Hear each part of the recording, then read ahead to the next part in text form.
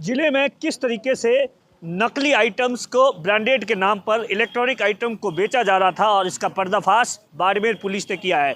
Barmer police ने बाड़मेर और बालोतरा में ऐसे 3 लोगों को गिरफ्तार किया है जो अहमदाबाद से लोकल माल लाते थे और ब्रांडेड स्टिकर लगाकर बेचते थे। बाड़मेर जिले में लंबे समय से ब्रांडेड कंपनियों के नाम से लोकल डुप्लीकेट इलेक्ट्रॉनिक सामान बेचते पाए जाने पर बाड़मेर पुलिस ने बड़ी कार्रवाई की है। पुलिस ने शहर से 4 लाख, बालोतरा से 6 लाख रुपए का इलेक्ट्रॉनिक का सामान बरामद किया है। कोतवाली व बालोतरा पुलिस ने बाड़मेर व बालोतरा की 2 दुकानदारों पर कार्रवाई की है और दोनों जगह से 3 लोगों को गिरफ्तार किया है। इनके खिलाफ कॉपीराइट एक्ट के तहत सामान बेचने का मामला दर्ज किया है।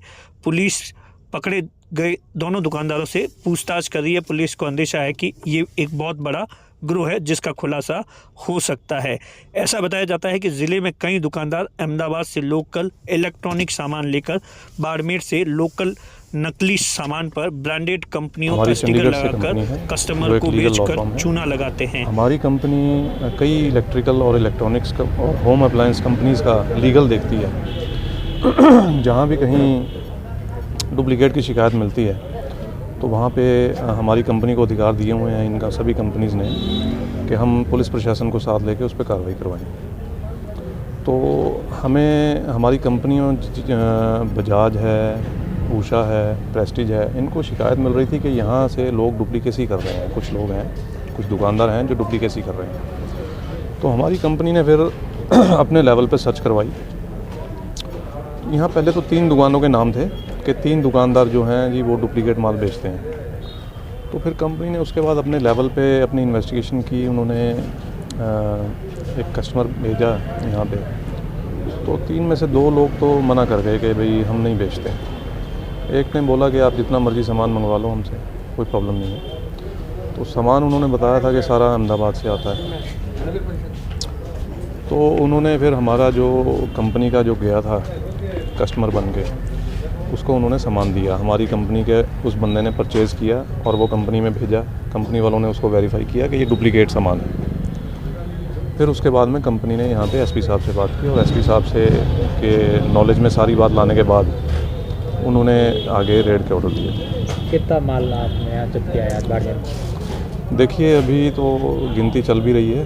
अप्रॉक्सीमेटली 4-5 लाख का माल होगा ये, जो अलग अलग कंपनियों का है। ने इस बात की जानकारी बाड़मेर के एसपी दीपक भार्गव को दी। डीएसटी व बालोतरा पुलिस ने 2 दुकानदारों पर दबिश देते हुए 6 लाख रुपए का नकली सामान के साथ ही बालोतरा पुलिस ने 2 आरोपियों को गिरफ्तार किया। वहीं बाड़मेर से भी 1 आरोपी को गिरफ्तार किया गया। अब इस पूरे मामले में पुलिस इन सब से पूछताछ कर रही है कि आखिर ये पूरा का पूरा गिरोह में और कौन कौन से दुकानदार है जो कि इस तरीके से अहमदाबाद से लोकल कंपनियों का माल लाकर ब्रांडेड के नाम से बेचकर कस्टमर्स को लाखों रुपए का चूना लगा रहे हैं।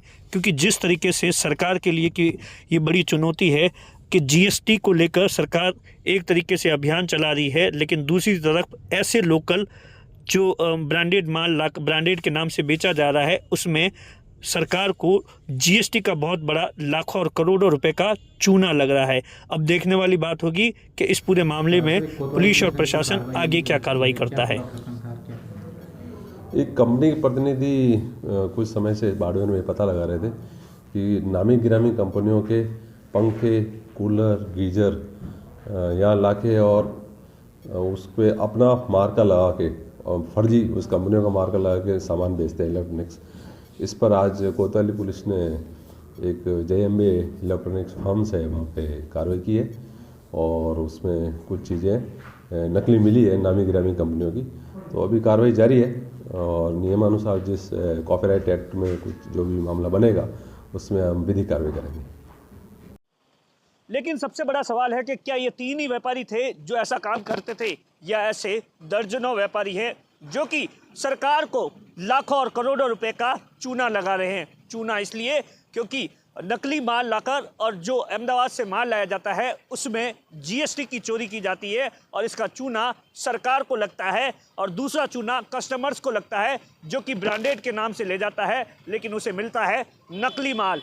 अब सवाल है कि पुलिस कब बाकी दुकानदारों पर भी कार्रवाई करेगी। कैमरे के पीछे छगन सिंह है, मैं आपका साथी दिनेश बोहरा।